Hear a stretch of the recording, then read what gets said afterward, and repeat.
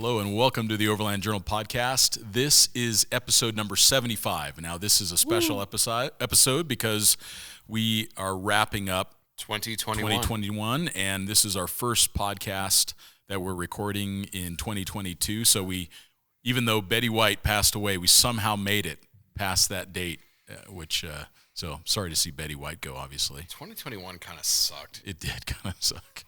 Yeah. And I don't know, man.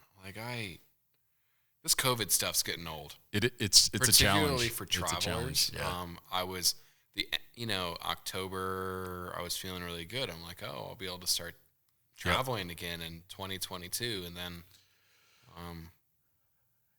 it happened again. Yeah, I mean, I was able to make it to Italy, and then within weeks, Omicron kind of hit, and things were starting to shut down again. And I mean, we've both got trips planned that we want to do, and we're hopeful that they happen in 2022. But it's just a realization. I mean, we were just talking about who would really the Overlander of the year be, and we were struggling to think of someone who's really out traveling internationally because it's hard to do. I mean, Dan Greck's going around Australia. He found his way to make it work. He couldn't even get out of New South Wales for the longest time. That's true. Right? I mean, it's such a challenge. It's just an interesting time, and but people are finding a way. They're traveling more locally, which I think is very cool. I mean, you and I, we've done our own trips in the local area, which has been just super fun. Yeah. So finding ways, you're going to go in a couple days to California. I don't know where I'm going. I might go to Lower California, also known as Baja, or I may do Alta California. I'm either going to go left or right when I hit California, and I don't really... You'll make a decision when you get there. I don't really know. Oh, that's good, though. That's perfect. Yeah, it's interesting. Baja right now seems slammed. I've talked to a bunch of people that have been down there. Yeah. I don't know. It's some of the few options right now. We got to stop telling people to go to Baja. I guess. Yeah, exactly. Yeah, solely responsible. Yeah, exactly. So, but it's fun to think about the fact that we can hopefully start traveling again. And the sailboat thing really worked for me last year. But I still love motorcycles and I still love trucks, and I hope to be able to get out. And now that I've got kind of my life to the point, that was another thing I've been working on is getting to where I can be more nomadic myself. So I've got the Scout built out on top of the AT4, and I'm finishing up the last few pieces of that project to get ready to be on the road. And so that's fun. More travel is what I'm really hoping this year is about for me, at least. I mean, I think that'll be the place that a lot of people will come to, is that for the last couple of years, it was this idea that I'm going to grab a bunch of things that'll satisfy the fact that I'm not traveling. And now that hopefully we'll be able to start traveling again, the things will back off. Way too many cars. Yeah. Well, you needed a hobby. I needed a hobby because you're a traveler. Porsches and Ferraris. There you go. Yeah, exactly. You needed a way to spend the time. So and it was fun. It was interesting. In 2021, I'm not saying I took a year off from overlanding. But in a lot of ways, I think I did. Yeah, for sure. We did some adventurous things. I got married. We, the collective we did not get married. Not there's anything wrong with that, but, me and Laura got married. We went on this amazing honeymoon in Switzerland and Dubai and Zanzibar and Serengeti, and it was really cool. We got to see new places, and we went to we did the whole Pebble Beach car week thing, which was really... That was an adventure in and of itself. Man, I've never felt so poor in my life. I remember sitting in the Koenigsegg booth at the Quail, which is an event that happens during Car Week. And, what's that? Oh, it's a new Koenigsegg, whatever. How much? $5 million. Oh, okay. Comes back. Yeah, I think I'll take one. That kind of crowd. When you think there's money at Overland Expo, go to Pebble Beach. Yeah, true. But I think that's also the recognition, is that $5 million car at the end of the day doesn't make you happy. Doesn't make you happy. Not even close. And the sooner that we figure that out, the better off we are, I think, as humans. So, yeah, I mean, I think I saw a lot. I mean, I think everybody kind of did the same thing, right? And I think that people definitely got out. But I don't know. It's just, it all feels a bit weird. Yeah, it's still all trying to overlanding feels a bit weird. I want to talk about how overlanding feels weird according to Matt. Yeah. Like we've ended up as like this industry of stuff. True. And I'm kind of over that. Yeah. You know, like there's so much, it has the conversation about travel and doing. There was always like this yin and yang battle between the travel and the travelers and the stuff and the people who just like to acquire it. Yeah. And it's like everybody's on team stuff now, and I would like less stuff. Yeah, and maybe there's so many widgets and so much like true. There's so many copycats in the industry. There's so much infighting. There's so much just like finger pointing or whatever. Yeah, like you know, as we were going through the list, and like, well, what innovations have we seen this year? And I'm like, I've seen a bunch of stuff that's laser cut, CNC bent, maybe CNC machined because it's able to be manufactured here. And oh, this guy's doing it, so I'm going to do it too. And then there's like, I mean, how many Prinsu roof racks are in this industry now? Yeah, people that have taken a great idea and then just copied it. Yeah. Yeah. We just kind of let everybody do their thing. Oh, I want to talk about a topic that I think is going to be really, really big in 2022. Human waste at campsites. Yeah, exactly. You know, with so many people going out. Yeah. You know, like, for example, we have a toilet in the Earth Roamer, and I'm seriously considering the Gladiator or whatever we end up taking with is taking a toilet with us. And I've mentioned this idea to a lot of people, and I always get like made fun of. But I saw this happen in Australia when I was working over there running a magazine, and you know, four-wheel drive has always been popular there, but like Cape York became really, really popular. Sure. For example, and you know, I did Cape York in 2013, 13 or 14. Then I did it 2 years later. And the amount of just like human waste that was at the campsites, all of a sudden there's like flies everywhere. There's toilet paper everywhere. Sure. And as, you know, it's like we talk about tread lightly, but so many campsites are getting wrecked. I mean, there's so many campsites that were like kind of hidden secrets in northern Arizona. Sure. That I just like, I can't go to anymore because you're like tripping over human waste. Yeah. And I wonder if ethically moving forward, we need to ask the question of like, do we need to be packing out? We probably need to start taking our own waste out. I agree. And this is going to be something that's going to be personal for everyone. The one thing I don't want to do is shame someone else for the decision that they make. But the decision that I made was to get a Nature's Head toilet, which is a composting toilet. And I take it with me when I'm camping.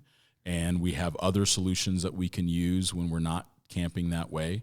And it's just looking at the campsite that you're visiting, and is there a lot of impact going on around there? Maybe if you don't have a toilet with you, you make a compromise and you say, all right, I'm going to spend 5 minutes picking up trash. Yeah. And we just do something. Do something. Do something and take a little bit of personal responsibility because what I'm afraid of is that future generations, I mean, you and I are going to be able to enjoy this stuff for the foreseeable future, but like, how does someone's kid get a chance to see the same things that you and I see if today we don't take some responsibility for that? So it's just, I think it's a topic that people need to maybe start thinking about in 2022. You know. Yeah, and maybe those that are listening, if you've got ideas or you found things that are working, or there's some good resources out there that you're finding on, again, there is Tread Lightly and there is Leave No Trace, but if there are some additional resources that we can talk about on this podcast, let us know, and we'll give information at the end of the podcast about how to reach out. But I agree, Matt. Moab shut down camping. Yeah, they had to because they had 3 million people camping. They estimated 3 million people. They did that in Sedona too. Same thing, and you know, like we have campsites in Sedona that we used to go to that we just like they're shut down. Like, I don't know if it's, and here's a hot topic in defense of the overlanders. the van life crowd is pretty bad with this because they're sitting there for like a long time. Gotcha. And I've definitely been to some campsites where I see people burning trash. I see people Gotcha. like just doing some interesting things. Because what do you do with it? You know, like all of a sudden, like you need a bigger trash there's roo. squillions. There's squillions of people going out into these places that have no services, but a lot of these people are going out for the first times. Sure. You know, like how many urban people during this saw on Instagram, ooh, van, I'm going to get into that. And they hadn't, respectfully, they just didn't know, they weren't told. And there's a lot of like, anything that's like easily accessible right now is pretty torn up. I mean, we've seen that down in, just a lot of places. So, well, maybe that's part of what we do in 2022 is we realize that like this thing is growing very quickly, and those of us who have been doing it a long time, maybe we can, again, I think it's most important to look inward instead of telling other people what they're doing right or doing wrong. I just love yelling at people. Yeah, totally. And sometimes that's necessary if you're on the trail and someone's literally driving off trail. We do have a responsibility to say, I think hey, I'm look. also going to start shaming companies who are driving off trail and being general dickheads in 2022. Okay, I let's see do it. so many companies, major companies, car companies, Sure, that are setting this precedent of, you know, like you're not in a trophy truck. Yeah. You're in like a Ford Ranger with like 4 inches of suspension travel and 200 horsepower. I know that marketing is a big thing, but you know, like if same with camping and same with the trails, we're privileged to have access to this stuff. Sure. We have to start all doing a better job. Yeah, it's such a crappy part of the podcast that we just went through. Yeah, I told you so. Literally. So yeah, but we've got some good news too. 500,000. Yeah, 500,000 downloads of the cool. podcast, which is really exciting. We're so grateful for you all for listening. We would not have a podcast without all of you that take the time to listen to Matt and I ramble. We have also been so fortunate to have the quality of guests that we have had on this podcast, and we're so grateful for all of the people that have taken the time to participate in the podcast and share their stories of their life and being so open about their experiences and their advice to all of us. I've learned so much myself as we've interviewed these folks. And of course, huge thanks to Paula Burr, our producer of the podcast. She works tirelessly to put all of this stuff together so that way we can continue to do what we're doing. We added a 4th podcast each month, so we got 4 a month now. And this is podcast number 75. So they're really rolling. All of the podcasts. They're really rolling along. And one of the things that's kind of fun to look at is the top 5 podcasts of the last year. So the Principles of Overlanding Vehicle Recovery, which part 1 and part 2 are one of our most popular podcasts overall. And that was one we did with Jim West. Oh, yeah. Jim's awesome. And he is awesome. And he was such a great resource around that. And I think that turned out really fun. So take a listen to Vehicle Recovery Part 1 and 2. And then after that was the interview with Richard Giordano, which I thought was really fun because he's got such a great outlook on travel. He travels in this 1990s Toyota pickup. He's just got the right attitude, and they're very well traveled, and they're Canadian, so they're super nice. So yeah, like why are Canadians generally just nicer? Yeah, I don't know. Maybe it's the bad weather. I don't know. I don't know. Maybe they watch less television. They're just seldom meet mean Canadians. Yeah, I've not. Yeah. I can't think of one. And then after that was the chat we did around tires and wheels. And then after that was the best overland gear of 2020, which we're going to get into a little bit today on around 2021. And then number 5 was Ashley Giordano. So the Giordanos like swept the interview side of things. Well, they're just so sweet. Yeah, totally. It's like, I just want to hug them. Yeah, I already miss them. Are they in like Saudi Arabia right now? They are. Yeah, they're in Saudi Arabia, and that they were planning on going to Oman, but they're there for the Dakar, and they're traveling around. They're making it work. They're making sure they get out there themselves. And Ashley has become an integrated part of our team, and she works on Overland Journal a lot, and Richard's been really helpful with a bunch of new projects. So we're just super lucky to have them around as part of the team. And then that kind of brings us to like what your and my favorite episodes for the year was. For me, it was really fun to see the Louisa Bell podcast go live, which I had nothing to do with. Oh yeah, because Ashley did that. Ashley interviewed Louisa. I had never heard it. I didn't participate in the production. So I'm in my truck and I'm driving along and a new episode pops up. And I got to listen to it like a fly on the wall, like a regular listener. And I found myself laughing, and they were both so awesome. And so that was my most fun moment listening to, which I don't listen to most of the episodes because I can't listen to myself. I was there. Yeah. I would be like, man, you sound like such a D-bag. Why did you say that? Like, but then I would lose that certain zest for life if I tried to control myself too much. Don't control yourself too much, Matt. There is a yin and the yang here. We got to keep it going. Yeah. Was there one that you had a lot of fun with? You know, and I don't know if it will come out just before or just after this podcast, but interviewing Dave Harriton from AEV was really cool. It was awesome. You know, like the products he's designed since I've literally been a little kid have been something that I've looked up to, and the coolest podcasts for me are when I learn something. Yeah. Rather than just espousing my views on the world, it's nice to. And he was dropping all kinds of great insights. So that was really cool. Dave Harriton, the CEO of AEV, he's coming up. He's the dude. Yeah, he's the man. I need to like look through because there's 75 now. Yeah, I know, it's crazy. I'm gonna figure out how to go on podcasts. The Rebel Rally one was fun. That was really fun. That was fun, and interviewing Brian Dorr was interesting. Oh, he was great.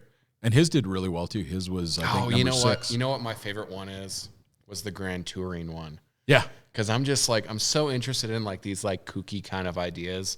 Like we've both been doing the 4-wheel drive thing for so long. Sure. That like, I don't know, I want to do something crazy. Like I still want to get a Bentley Continental GT and like drive it around the world. Like, perfect. Like drive it through Russia. I mean, there's so many of those things there. Like, there are. Like you could get it serviced anywhere. You could have club meetups. It has a dual battery system. Yeah. Air suspension. Yeah. It would be really nice. Like, yeah, sure. So what do you do this week? Drive around the world. What are you doing next week? Home. Yeah. I wonder how quickly that's been done. I don't know the answer to that one. How quickly someone's actually driven around the world. Huh. Yeah. Not that I want to rush, but yeah. I don't know. All right. So then I guess the next spot we launched onto YouTube, so we have live podcasts now where you can see our smiling faces and all of our gesticulations with our hands and everything else like that as we're talking. So that's been a fun update as well. But now let's kind of get into the gear of 2021, which let's do this. The vehicles and the equipment and I think it's going to be a little bit different one for us because, again, we're trying to be more mindful of the equipment in general. But there's still been a lot of innovation that have happened, mostly around the vehicle side of things. We're, as Matt says, we're in the swan song of the internal combustion engine. So we're seeing these vehicles that are like nothing we've seen before, but they're going to be the last of their type, probably, because there's been company after company that have come out and said, look, we're going to be all electric by 2030, or we're going to be all electric by 2025, some of them. Toyota just announced that they're electrifying, which they were a big holdout. And that's other interesting news. Toyota just eclipsed GM for 2021 as the most voluminous car reseller or car manufacturer in the United States. So they sold more cars in the U.S. than GM by a small margin. So pretty big deal that has happened. But SUVs of the year, I mean, the Bronco comes out. We're starting to see more and more details around the Grenadier. The Grenadier's not available. These things are yet. Always a little bit ambiguous. Like, what was the best in 2021? And then because some car magazines or outlets or whatever you want to call yourselves, they'll be like, it has to have been delivered. You had to be able to buy it in 2021. Sure. And I think for SUVs that you could buy in 2021, Bronco. Yeah, for sure. The 392 is an interesting. Like I would buy a 392 over a Bronco, but why? I mean, that's just like it's such an interest. They're both so great because the Bronco has the interior of. Like, honestly, I liked the interior of the Ford Maverick with a $19,000 starting point. Yeah. More than I liked the interior of the Bronco that was sent to us at a $63,000 sticker. Although we did experience that same kind of feathering of the plastic that we had with the Bronco and the Maverick. And I realized it was actually just the button of my jacket from having my arm there. So it wasn't even trying to be... The interior, like... It does There's no scratch excuse really for easy. it because, I mean... Yeah, by now they should have durable interiors.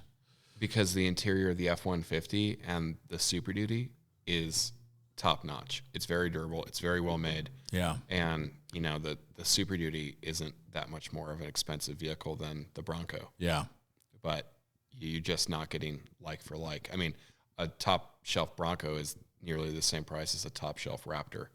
And you're not getting the same value on the interior components. Yeah, you know, you get a smaller engine, smaller everything. But the thing about the Bronco that really impressed me was the technology that they brought to bear. The lockers work better than anything on the market because they instantly turn on and off, even when you have driveline wind up and bind. The sway bar disconnect is super cool. Super cool. You could the chassis is fantastic. Yeah, it's really good. Like really whatever good. the first refresh of the Bronco is going to be fantastic. You know, it could not have been easy for Ford to really bring this vehicle to market during the pandemic. I mean, this industry has, the auto industry, the overland industry, anything automotive aftermarket has been hit really, really hard by supply chains. And I think, you know, that's why when we get into the later things, we haven't seen a huge amount of innovation. Yeah. You know, because half of the companies are too busy just copying what these small mom and pop businesses are doing. And then the other half are just struggling to survive. So they just keep doing, you know, what they're doing. You know, I commend Ford for bringing the Bronco back. I'm really excited to see there's always been, here's why, because I'm a Jeep guy, because now there's a lighter under Jeep's ass. Yeah. And now all the guys we know at Jeep are Stellantis. That's the stupidest name. Now they have a reason to go to the accountant that actually runs them and say, I want to do this. And that's how things like the 392 happen. Totally. You know, and you know. Yeah, think of Wranglers today. You can get you want a diesel Wrangler? You got it. Sure. You want a manual transmission Wrangler? You got it. You want a V8 Hemi Wrangler? You got it. Yep. I mean, you want a Wrangler with a pickup truck on the back? You got a Gladiator. Well, and you know, there's been all these reports with this. Which is so cool. So cool. Have you heard about the twin turbo 6? No. Yeah, so they just went into production in Saltillo, Mexico on the next generation engine that will kind of replace the 5.7. And it's supposed to go in the Gladiator. It's supposed to go in the 1500. It's supposed to go in a variety of things. Probably, but it's a straight Grand 6 Cherokee. Twin turbo. It's basically the 4-liter turbo that they have right now, which is itself an Alfa Romeo sourced engine, and then they've added 2 cylinders. Wow! From what I understand, and that's going to be an interesting one. I love those small displacement turbos that Ford put out. They rip. They rip. They're super cool. I mean, you know, turbocharging's great. You know, cars are just great right now. They really have gotten. That's good. the only thing I can nitpick on the Bronco is like, you know, the top and the interior. The top and the interior. Something just didn't come together. That one in Toyota that like the snow got like it was like a blizzard inside. Which I don't know if you can really blame the Bronco for that. Like, did it have a soft top? I think so. Yeah. I mean, like, I don't know why you'd live in Tuck and buy a soft top Wrangler. Or maybe it's somebody that traveled up there. Who knows? No, I think the dude lived there. Did they? Oh, that's amazing. Well, good for him. Yeah. Talk about being optimistic. Yeah. He's like, bring on the global warming. I've got my soft top Bronco in Tuck. But it's Ford. They have some of the best engineers in the world. They'll figure they'll totally figure that out. And Ford has done some fun things. I mean, we're going to move on to trucks next, but the Maverick is like, it is charming. It is summed up as the most charming little truck I've ever driven. I mean, it reminds me of, like you said it best, I think, a Chevy S10. Yeah. Like when they had those bare bones, just super like little simple work trucks. Yep. That's my truck of the year for this year. That I drove. No, I guess I technically drove it in 2022. Oh, you did? Okay. But it was available. You looked at it in 2021. I looked at it in 2021. I sat in it. Yeah, for sure. That little thing was so cool. It was like, so fun. I'm driving this little it was $24,000 sticker. Correct. It had Falcon Wild Peak all-terrain tires on FX4 package, front skid plate. It was cool. 250 horsepower. It was plenty fast. It was plenty comfortable. Yeah. 30-inch load height on the bed. Yep. You know, if you actually use a truck, and I'm not proclaiming to be somebody who actually uses a truck, but I like them. I like the idea. You drive a lot of them. I drive a lot of them, and you know, this means that when I go to the boutique garden store, I only have to lift the bag of mulch 30 inches, not like there you go 78 inches into a Super Duty bed because they've gotten so over your tall. head. Yeah, totally. You know, so I think that it took a bit of cojones for Ford to launch that. Like, you could sit back and be like, why? Because, like... And they're selling a ton of them. Like, you can buy... I went to Laura and I was like, we should buy one because then I can... We have this really unfair thing in our relationship where she won't drive a pickup truck, but she says, I have to drive a pickup truck. Got it. I'm not saying that I dislike pickup trucks, but like I'd probably rather drive a wagon. They just make a little bit more sense. Sure. More better DAC storage. Better dog storage. Better for the dog. Yeah.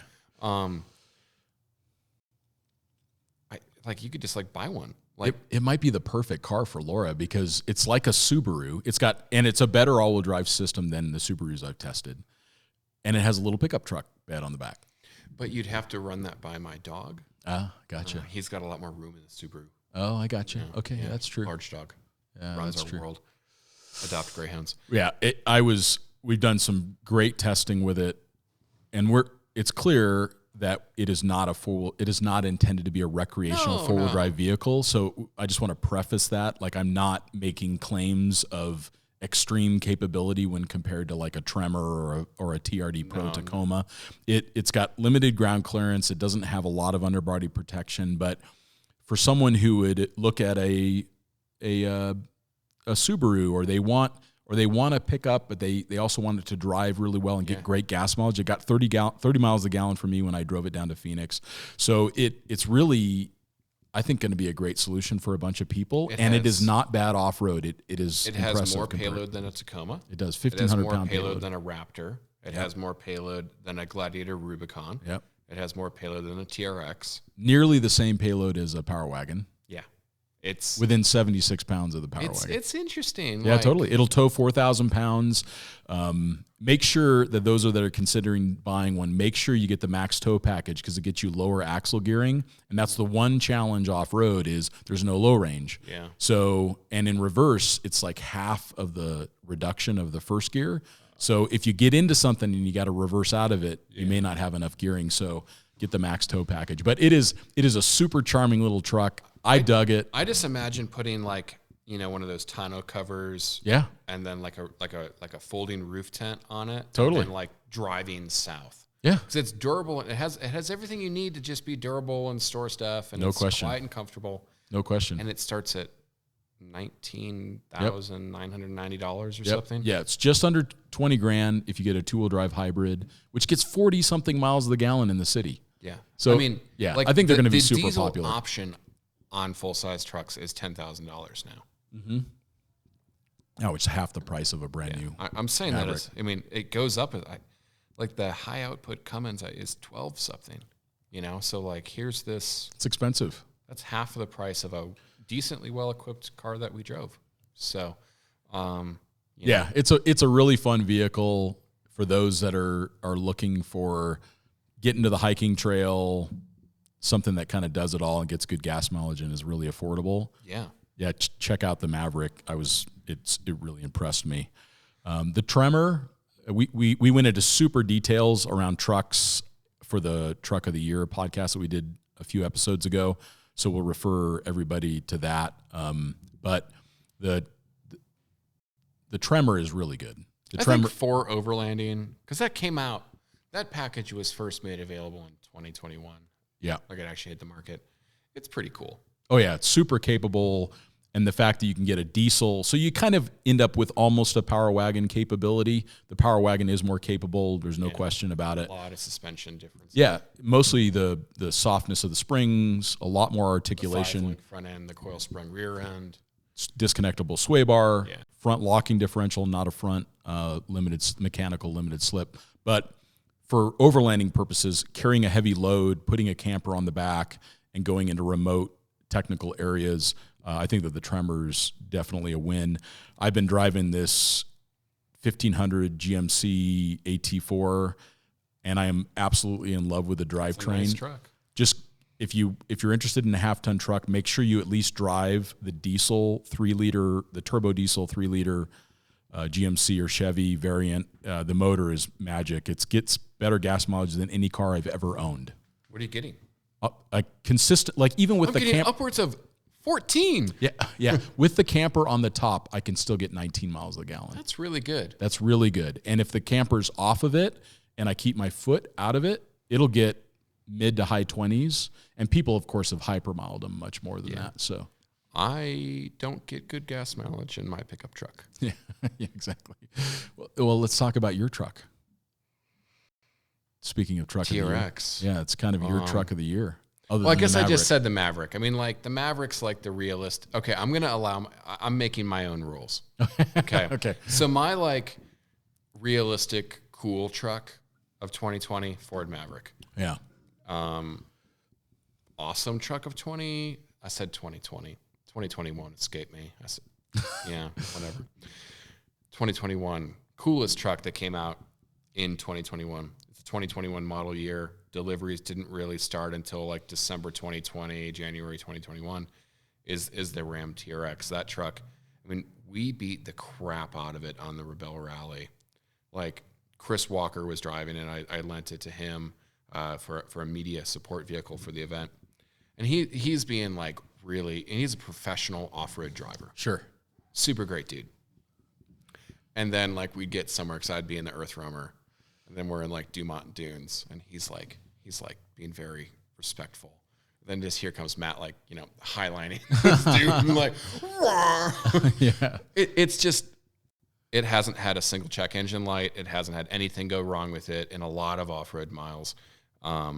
It's incredibly comfortable inside. It's quiet inside. It's well made. I just like the breadth of capability is something else. Yeah. Like isn't it 4 seconds 0 to 60? You know, it's something around that. Yeah. But you know, I think Motor Trend did it in like 3.9. Yeah. All I know is that it moves. I launch it regularly in our parking lot. And that's why I think I like the truck. Can use it. Yeah. The number of times I've seen you smiling from ear to ear in that truck, or giddy in some variant because of driving it. I mean, that in and of itself is a great reason to buy a car. It's really fun. It's really well made. You said it's the best Grand Touring vehicle you've ever owned. Easy. Like if I'm going to drive across the country tomorrow, that is one of the best cars that you could take. Honestly, like the Raptor's also in that category. The Raptor gets a lot better gas mileage and has a better fuel range. But there is something about 700 of the horses that is pretty insane. There is something with 700 horsepower and then just being swaddled in Alcantara and carbon fiber. Yeah.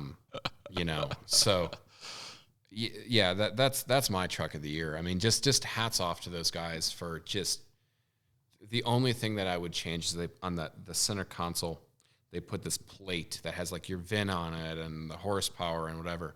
So what that means is in the summer, it brands you. Like I probably have a TRX 2 somewhere on my forearm. And then in the winter, it freezes you. Yeah, exactly. It's just sadistic. I hate it. That's funny. That's my complaint. Your one complaint. I got one complaint. really good truck. Yeah, it's cool. So, and it looks great too.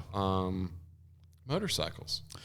Yeah, I think I You rode more new motorcycles this year than I rode did. a lot of new motorcycles this year, everything from the Ducati to the Aprilia Touareg. And I would say that it's impossible to pin it down to one for me, because what has happened that is worth noting is the mid-range or the mid-sized adventure bikes are better than they've ever been before. So the complaint with the big adventure bikes has always been that they are so heavy and cumbersome. Yeah. But you bought them because they had the horsepower or they had the electronics that made it comfortable to cruise. Whereas now you can get a Husqvarna 701 long range. So, and it's got 300 miles of range, and it's got a great off-road suspension, and it's relatively comfortable to ride. It's the more off-road kind of biased one. You can get the 790 or the 890 KTM, which are both rip off-road, and they're much more streetable now. They have traction control, and they have other things that make motorcycling safer and actually more effective. The one that I think is really impressive too is like the Norton 701. Looks great. It's based on the KTM. Looks super cool, kind of retro. That's another one that's really great. The Yamaha 710 array, like that's another like mid-weight bike. But the one that I rode that I kind of personally enjoyed the most was the Aprilia Touareg, and that was because it does have cruise control. It's got a much more comfortable seat. It's also like really fun to ride fast on the road, which a lot of travel ends up like on twisty roads in Colombia, and the fact that you can like drag a knee if you dare, it's really great. So I really like the bike because it's $12,000 to get an Italian-made adventure motorcycle that is pretty fun. I feel like, and maybe this is just the perspective of getting slightly older and not being incredibly young, but motorcycles just they've stayed the same price. Yeah. Like they haven't really fluctuated in price that much. And as cars continue to just get more and more and more and more expensive, there's just this interesting value of some of these, very premium motorcycles. Totally. I don't know. No, that's such a great point. You could, for $25,000, you can get the best of the best BMW GS Adventure, or maybe $28,000. I feel like they've been the same price for like they have been 20 fairly years. They've been fairly close. And maybe to the same that's price. a factor of, there's just not as many people riding. I don't know. I'm not sure. I have to say that as vehicle speeds have gone up, as distracted drivers have gone up, the appeal of motorcycling to me is less. Yeah. I love off-road motorcycle riding. I've just had What a great workout that is. Yeah, I need to do that. I've gotten fat. The end of 2020. You have not. The end of 2021 made my pants very tight. Pebble Beach, followed by wedding, followed by honeymoon. Yeah. Followed by. And you've worked a lot this year too. So working a lot. Yeah, you've been sitting down a lot. And not traveling. Yeah. Boo. Poor Matt.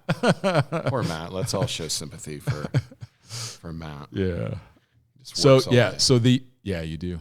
Yeah, you're working hard, man. Proud of you. This is all very sarcastic. I mean, I work really hard, it's super hard, but don't feel sorry for me. So the midweight adventure bikes are money. They're just my gold. pick of the year, as always, is the 2021 KTM 450 Factory Rally Edition.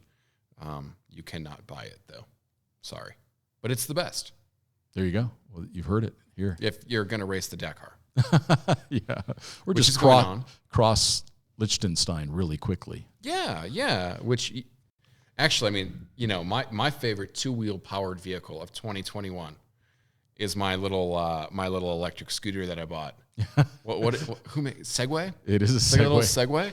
We've got this little gas station, it's like a 6-minute walk. Yeah. I can get there in 45 seconds on my little scooter. I can tell when your watch or something tells you to stand up. Because like, here comes Matt. Stand up and go get Red Bull. He's on the scooter, Red Bull back. That's awesome. Yeah, little electric scooter. There you go. There you go. Trailer of the year. Yeah, this one. So this is where we had some like. This is where it starts to bog down. It does, and the reality is that until there are some things that are happening in the trailer market that are good. There's more trailers that you can live inside, which is, in my mind, one of the few reasons to pull a trailer is that you can bring along comfort and maybe foul weather suitability that you can't build into a truck. I'm just not going to tow something if I can't open a door and then like go inside of it. And that's just my opinion. Yeah. It works for some people though. So there's sometimes you have to do that. So like, let's say you've got a 4Runner and you have 2 or 3 kids, then you're probably gonna pull a trailer. Yeah. If you've got a 2-door Wrangler and it's you and a kid or a dog and a partner or whatever, I can see why some people would just pull a lightweight trailer behind their vehicle. But if you can build the systems into the truck, so that way when you're on that shelf road in Colorado and the tree's down and you've got to back up, I mean, how do you do that? Like, I mean, I've been in those situations and it takes you... You burn the trailer.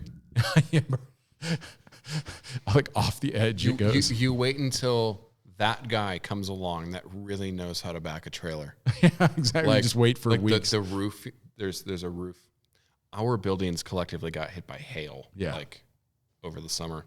Like looks like a frag bomb went off. And like I'm looking out my door today and there's a guy that just like comes barreling in this Super Duty with this big stuff trailer that you put stuff in. Sure. Like the ones that say like big ticks. Yeah. And this dude just like boom, bam, just like perfectly backs a trailer. I'm like, that guy knows how to back a trailer. I don't know how to back a trailer like that. Yeah. They terrify me. I mean, I can do it, but I'm like, it's a commitment. And so from my perspective is if you're going to tow something that just has a roof tent on it, just put the roof tent on top of your car. Yeah. Endeavor to do that. Yeah. And so the smaller trailers are less appealing to me. But we're starting to see smaller trailers that you can sleep inside with heaters and protection like, from the elements and all that. Teardrop trailers 2.0. Totally. Yeah. And I think that has a lot of merit. I think that a lot of people are looking at living inside a trailer. So like an Airstream or a trailer that has a bathroom and a shower and all those in that. Those kinds of things make sense because you can't build those fully inside a vehicle unless it's a camper that built into a vehicle. So I think that trailers like that are changing. Now, what needs to happen next is that they need to improve the quality. Yeah. We are just encountering test unit after test unit after test unit with multiple system failures, multiple fit and finish failures. So I think that that's my biggest concern is we've got trailers are coming along. They're starting to meet the needs of the consumer, and they're starting to be more appropriate for purchase. But their quality is just not there. There's a few trailers on the market that are they look really appealing, and honestly, for the price of what they actually sell for, I can't disagree. I mean, you know, the RV industry, which is rapidly merging with the overland industry. Yeah. You know, you can have $120,000 trailer, but it'll actually sell for like 12 cents and a Snickers bar or something. Yeah, sure. Like the MSRP, like once in 2021 they sold for MSRP. Sure. And that's about it. You know, so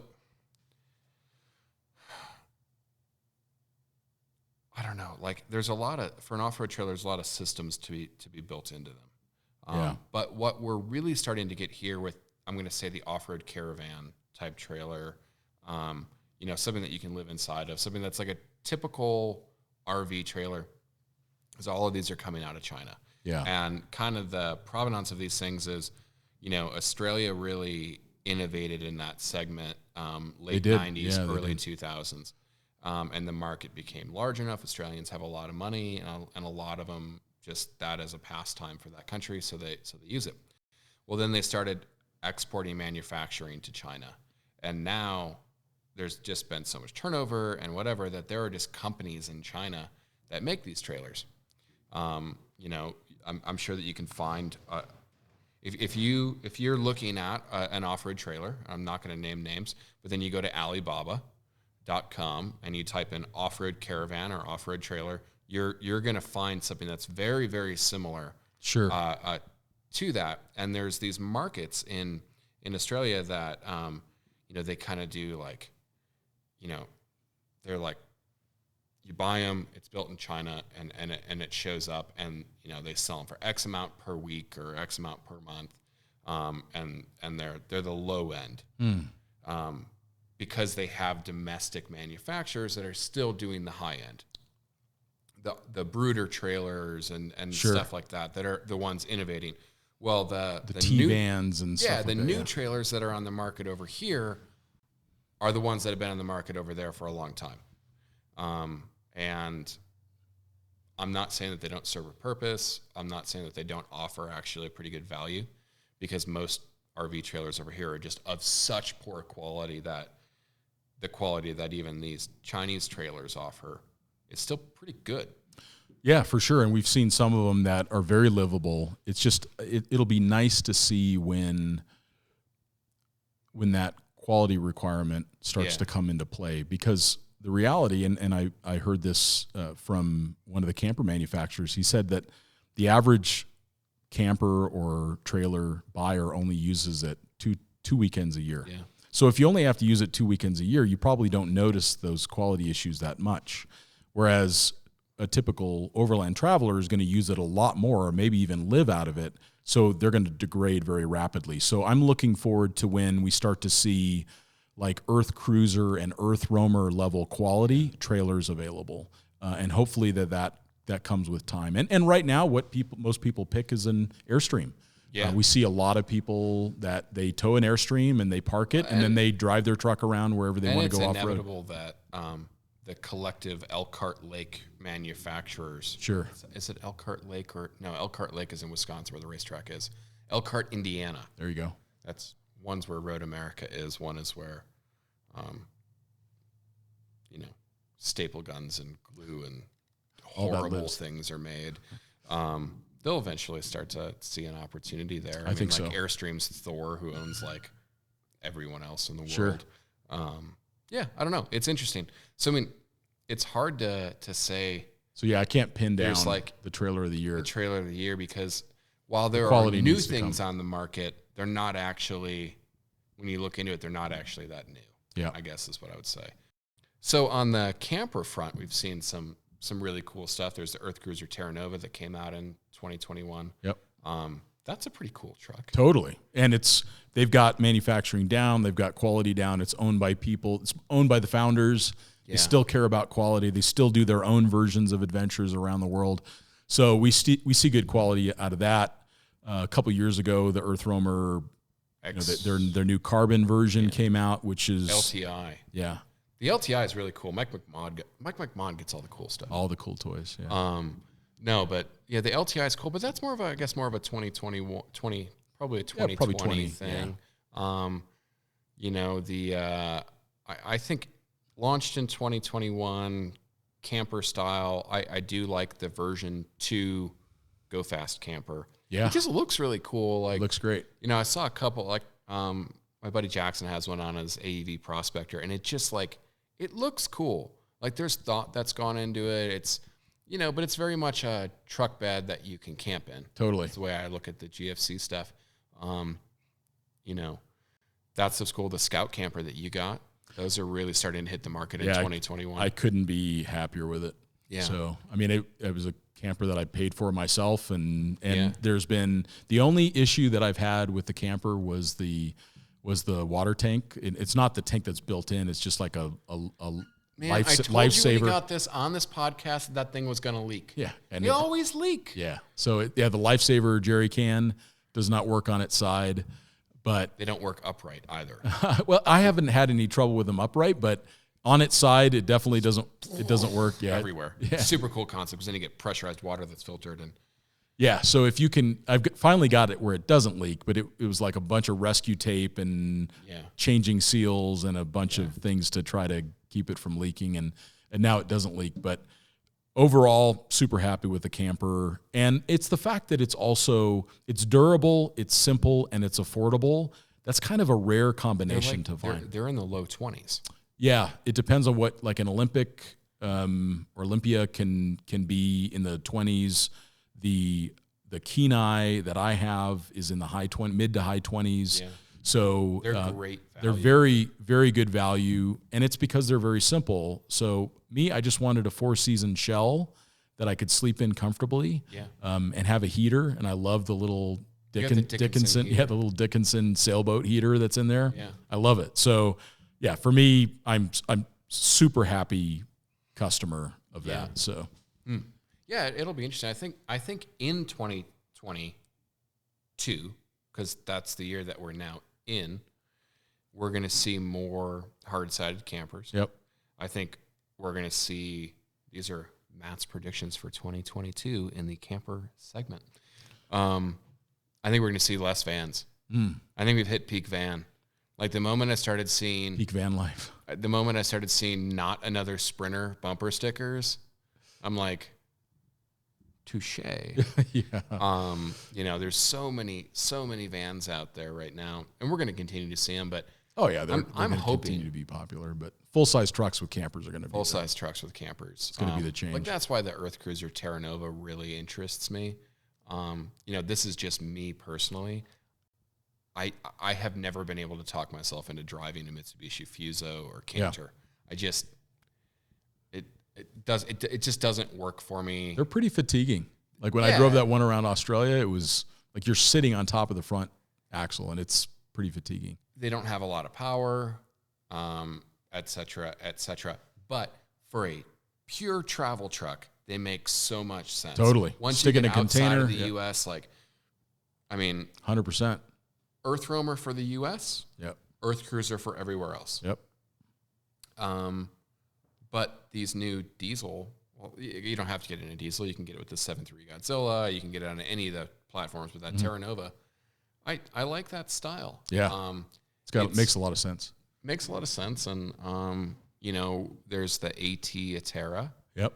That came out, which, in collaboration with Turnoverland. Mm-hmm. I think Turnoverland developed it. They did. And I think they developed the structure, and then Mario and his team from AT Overland, they developed the interior systems. Yeah. Stuff like that's really cool to see coming out. I it's think definitely a world ready. We're going to start seeing more integrated vehicles. Yep. I like to think. Because it makes a lot of sense.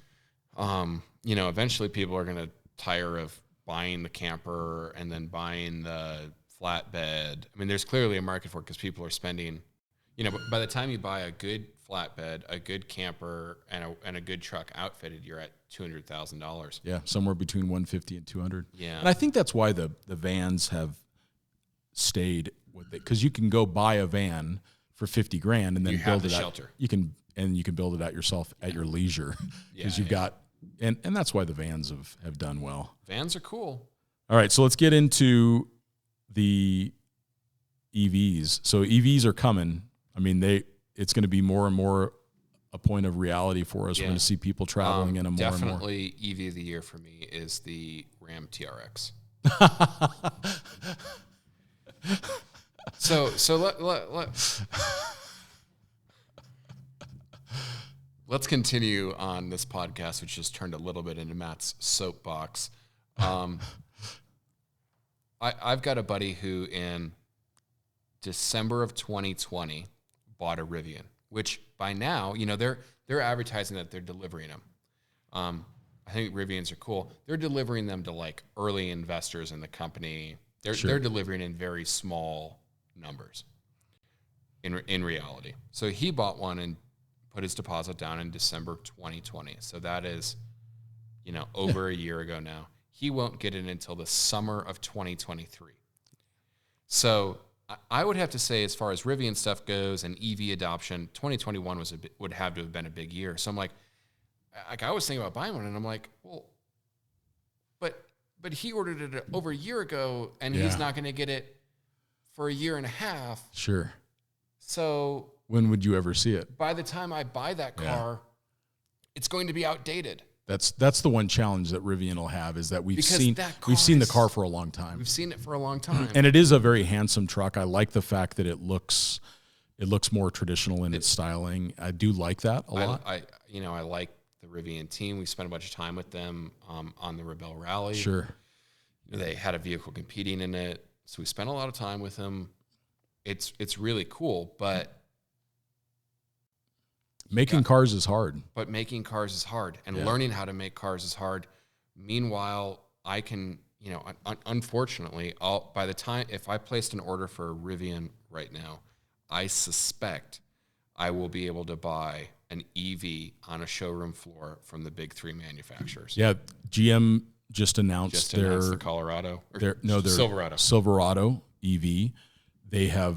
Ford has just doubled production of the Lightning. The Hummer EV is delivering in the same way that Rivian is. It's kind of coming out right now for the 112 grand model. So this is all hitting. So hopefully, because you want to see them succeed. So bad. They were certainly playing in white space. They came up with a really attractive unit with a bunch of great technology, but they've got to start delivering cars, or else it'll just be there in the wake of. Yeah, I mean it would take gusto to be in that space, because there is, there's a lot of things Americans do really, really well, and we are the undisputed king of pickups. True. Thailand actually may argue. I think there's more pickup trucks made in Thailand and owned as an overall percentage of vehicles than America. Interesting fact. Hilux, Colorado, Isuzu D-Max. Yeah, they're all built there. Oh, okay. Yeah, the diesel motor that goes in the Colorado. Yeah, gotcha. Made there. But you're staring down the barrel of the F-150 going electronic, going EV, and sure. I read a thing today that like almost weekly, Stellantis is change that name. Like, I don't care what weird company has to buy you, but I will take anything but Stellantis. They're weekly updating their 1500 EV platform. Yeah. They're watching what's coming out, and they're like, cool, well, we're going to make this change, this change, this change, sure. this change. And they know how to make cars, and they have established supply chain relationships. So, boy.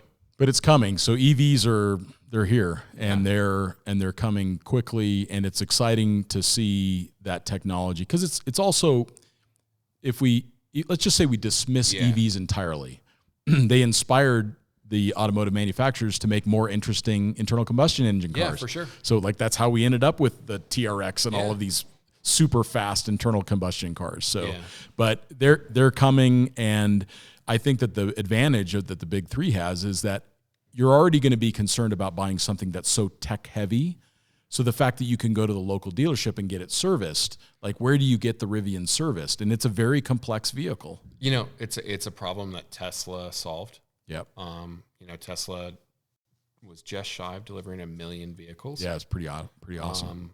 Congrats to them. The American companies are leading innovation in EVs. Yeah, for sure. Yet Americans really aren't buying them in the same percentages, but again, it'll come. Bigger distances. America, like I looked at buying a Taycan, or no, sorry, I'm going to say this properly. The Porsche Taycan. Yeah. Cross Turismo. Impressive car. Beautifully designed. It is the manufacturing and the build quality that you would expect from Porsche. It's a great car that happens to be EV, but it has like a 220 mile EPA range. Sure. So that's Phoenix and back if you're lucky. And then I started looking into the reality of like living in Prescott with an electric car. There is downtown, there's 2 chargers. There's one at a hotel, which I'm not going to go to, and there's one in front of, another hotel that's near Founding Fathers. Some parts of the country just aren't ready for it yet, and that's what we kind of decided. But I think that that's going to rapidly change. Oh, for sure. Yeah, it's going to come very quickly. I wonder how the EV thing will affect overlanding. Whether these older cars, and I say older, I mean stuff that's in production right now, will just become a little bit more desirable. I mean, like 10 or 15 years ago, you didn't want to touch anything from the 2000s. That was mainly Land Rover, if I'm being honest. Yeah, sure. You wanted the basic stuff with no computers and whatever, but then they figured out electronics. Totally. Although eventually they'll figure out range. Yeah, that's the thing. They'll figure it all out. And there's always going to be a place for internal combustion in some capacity. And, it's like when the automobile came, the horses didn't go away. They just became something that people did for fun or recreation or on their ranch. So you're going to continue to see internal combustion vehicles that are just going to be not as common as they are now. Yeah, and I think that they'll be cool. I mean, we've kind of figured them out. But that's exciting to see what's going to happen. Yeah. I hope I wasn't like too hard on Rivian. I think they're a super cool company. Yeah. But well, you're pulling for them. You want them to be successful, but if they wait too long, the car's going to look dated and they're going to get bypassed by bigger manufacturers. Boom, it's super easy to do. What they're doing is got to be one of the hardest things in the world to manufacture. Sure. Yeah, for sure. And to do it at volume, So, we wish them all the best. EV of the year for me, Rivian. They have two. They've got the truck and they've got the SUV. Both really cool. Yeah. So, but gear of the year. Gear is another thing. Is like I feel like there's just a lot of unnecessary widgets that came out this year. So you like your electric scooter? What's the stuff that even if we let's say that we just abandon the idea that there's some totally new, exciting overland piece of kit. Let's just go with what have you been kind of falling in love with? What have you been using? You like your Apple headphones? You like your scooter? I got those the Apple, like the big ones. Yeah. But they're really heavy. Ah, gotcha. Like to the point where if you're running, they'll kind of fall off and then they'll come crashing to the ground. Oh, wow. And they need to make them lighter. I get that they're supposed to be premium feeling or whatever, but they're really heavy. I think the geary, techie thing that I adopted most in 2021 was probably Gaia. Yeah. I really started planning routes and trips in that because with the Apple CarPlay integration, it's a pretty big thing. I still find it better for planning routes and stuff. I know there's Onyx. But Onyx has this weird, I don't like their maps. If you're a map geek, I think Gaia is better. Onyx, they highlight, they do this fluorescent highlight of all these routes. It can get busy. It's super busy. Yeah. You can turn those layers off, which help, but yeah, what I do like is the very clean display of the map on Gaia. And so this is one of the things that I love is all the different map layers you can get. So you can get old school topos, from 1900. Is that Gaia? Gaia. Or we're talking Gaia, not Onyx. Gaia. Yeah, because you can get all the old stuff. I love so many maps. I can get the original topo map of Prescott, where it shows all the mines and where all of the. I downloaded that one after you showed me. It's so fun to be on a trail and be like, oh, there's a mine right up over there, and sure enough, it's there. So that's really fun. Here's a few of my favorite ones.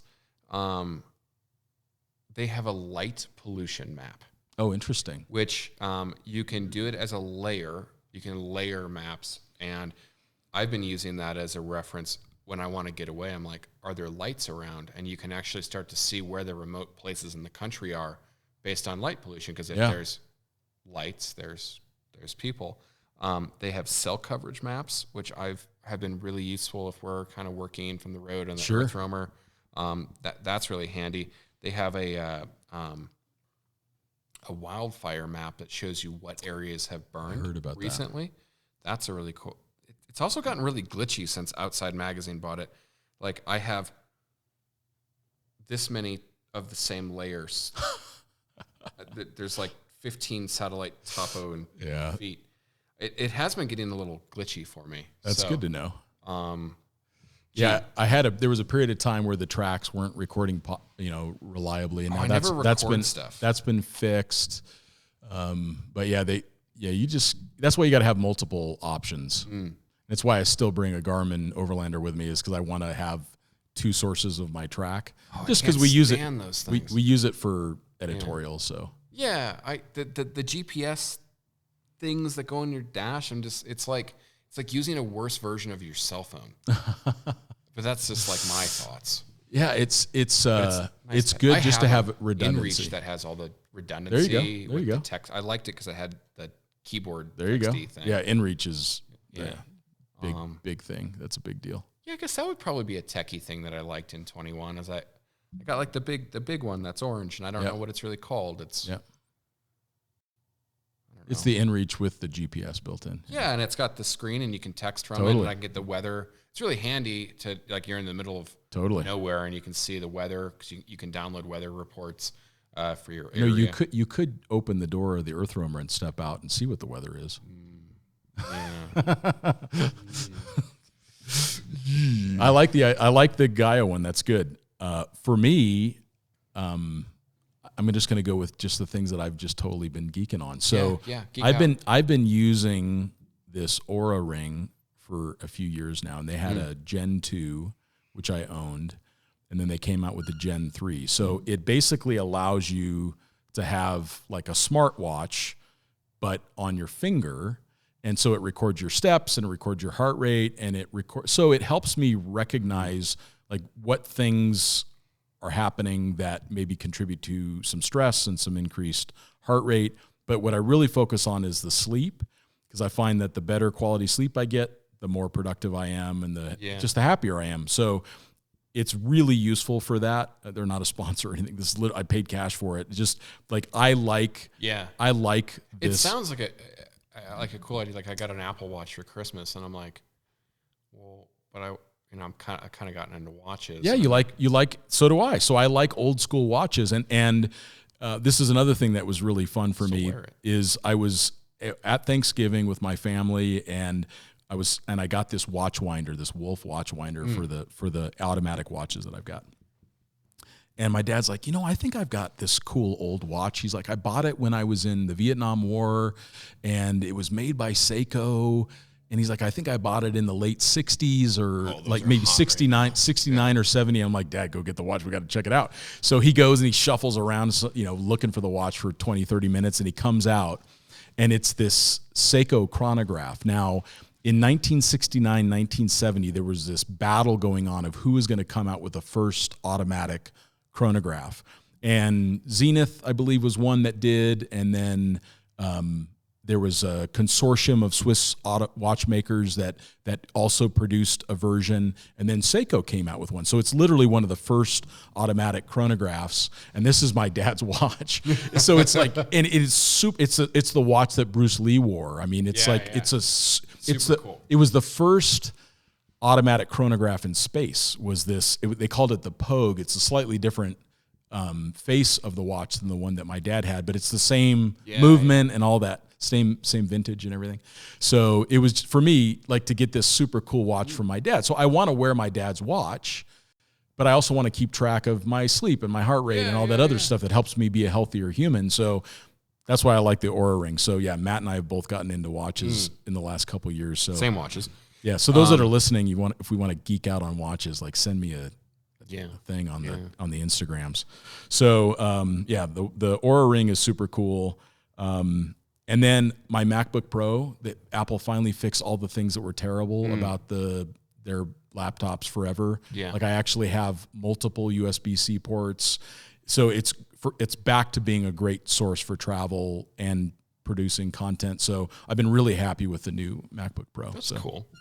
Yeah. But that, as far as overlandy gear, there's just nothing that really stood out to me as being different that I wanted to talk about today or encourage people to buy.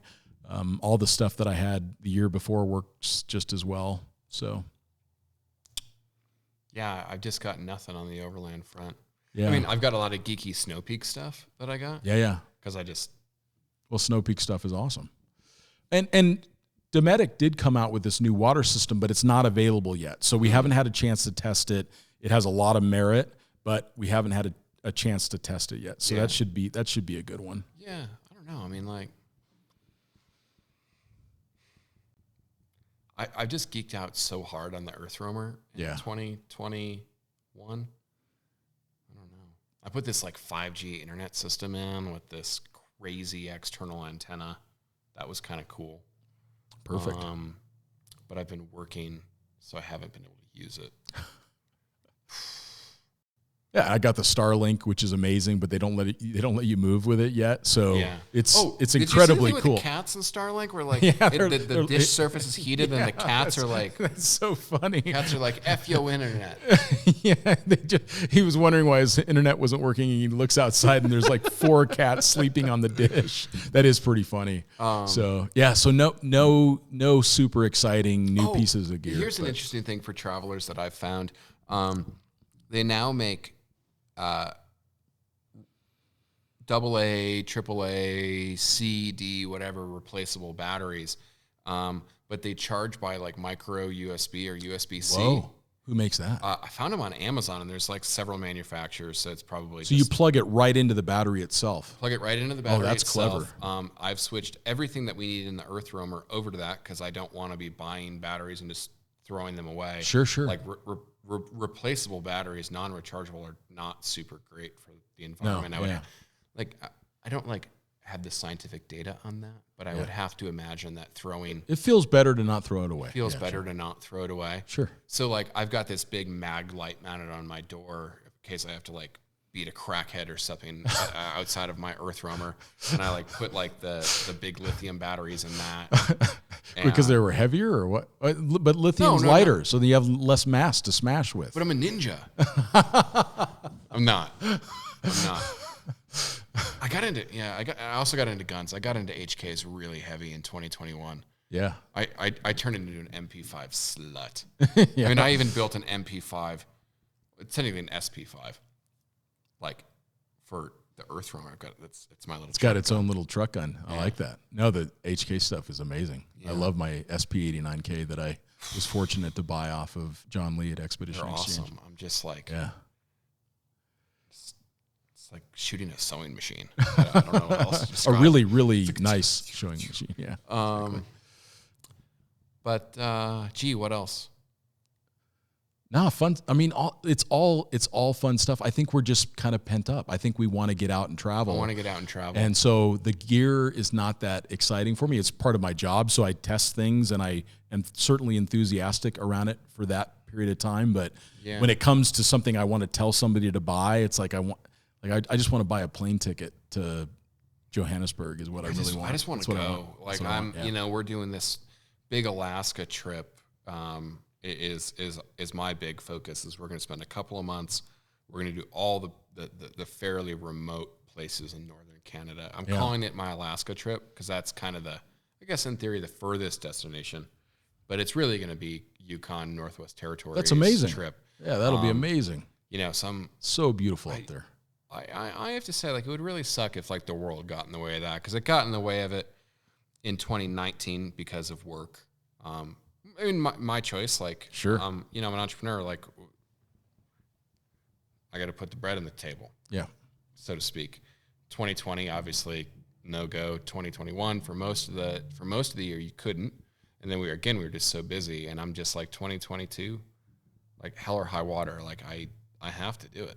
Like, you can't, I think, maybe this goes into something positive. Like, I think so many people that probably listen to this podcast have these adventures that they want to do that they can't. Sure. But you have to keep the dream alive. You have to keep persevering. You have to keep it on your mind. You have to keep it as a goal. If you can't go, that's something that's out of your control. Sure. But what you can control is you can remember the person that you were before all of this crap happened. Sure. And you can hold yourself accountable to say, I want to do this, no matter, like some version of it. Yeah, so many people, like we were talking, have just geared out. Like, I think we just don't know any gear for 2021 because we're just like tired of buying stuff. Like, I took the Amazon app off my phone because I'm like, it's too convenient. Yeah. And it's like you get a little bit of money in your pocket and you're like, oh yeah, that's cool. Yeah, hold on 1 second. Cool, yeah, I just bought it. Yeah. And maybe it's not good, and I want to make a conscious effort to really reprioritize overland travel in 2021, and that's going to mean selling cars and that kind of stuff, because you add stuff and then the stuff ends up owning you. Totally, it takes a ton of time. It's not a super great feeling when you kind of like But we've all got to go through that. Yeah. I went through it. I had way too many cars for too long, and it's a lot to maintain. it is, and it's good. It's healthy to let that stuff go. So that's 2021. I mean, what an amazing year. We are so grateful for all of you for listening and for supporting the podcast, and we would love to get your feedback. So when you think about ways of helping with the Overland Journal podcast, obviously being a subscriber to the print magazine is what makes this possible just from an infrastructure standpoint. So we thank all of you that subscribe to Overland Journal as a magazine. And we thank all of you for giving us feedback. We're going to do an AMA at some point in the near future. We've collected a lot of the questions that you guys have been asking. So we'll kind of rip through some of those questions that you guys have been sending our way. If you want to get a hold of Matt, it's Matt Explorer on Instagram. In your scott.a.brady. That's me on Instagram. You guys are welcome. Yeah, welcome to reach out. I'm also Scott_Brady on Twitter. Oh, you're on Twitter? And I have been playing with that a little bit more. It's kind of an interesting change from the metaverse in a way. So I found myself very much giving up on really Facebook. Facebook. Yeah, so I just haven't really. I always feel bad because I have like so many like friends that I've met. Super quality people. And that's kind of how I almost stay in touch with a lot of these people. Yeah. I'll go.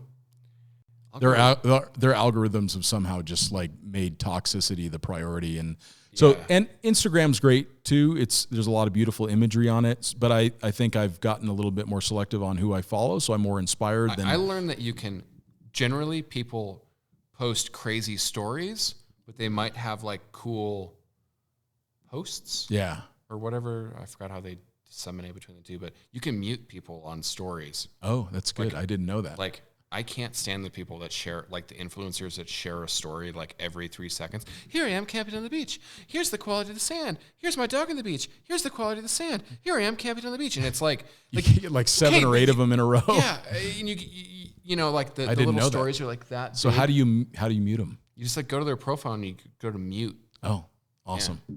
Okay, that's very helpful. Yeah. So I just learned something. Yeah, it's like here, like I'm going to mute you. Perfect. No, although I would have to do stories in order for you to actually be muting me. Yeah, every once in a while I do that, but yeah. But yeah, I hope everybody has a good 2022. Yeah, spend time with your families. Spend time traveling. Spend time thinking about traveling. Less stuff, more travel. Yep, for sure. And that's also one of those things that it's do as I say, not as I do, because I may just end up with stuff and travel. Yeah. Well, we're learning. This is not a perfect process. So yeah. But we thank you all for listening, and we'll talk to you next time.